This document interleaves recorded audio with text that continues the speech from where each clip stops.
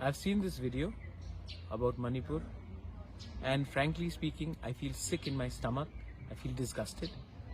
All my life, whenever our women were attacked in mainland India or abused, we've stood up, and we've always told the rest of India that it is not like this in Northeast.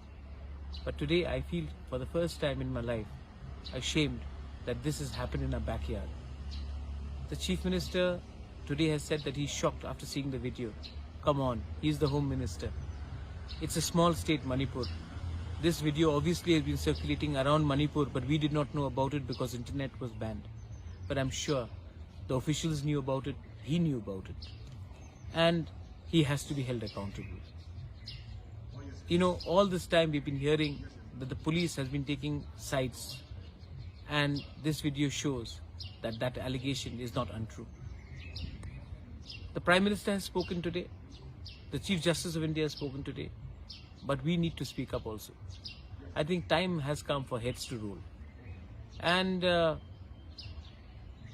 demand for a separate administration obviously comes when you see the administration in Manipur itself trying to take side over one community over other. I am sorry that we did not speak out earlier. We should have spoken out a lot earlier, but the internet was banned. We had no idea. We were told something else. But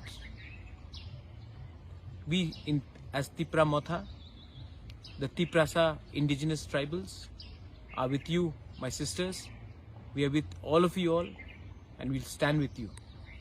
And the government of India, if they do not do something about this now, Manipur will be the experiment of hate in Manipur.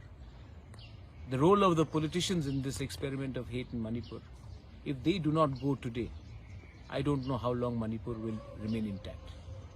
That's all I have to say.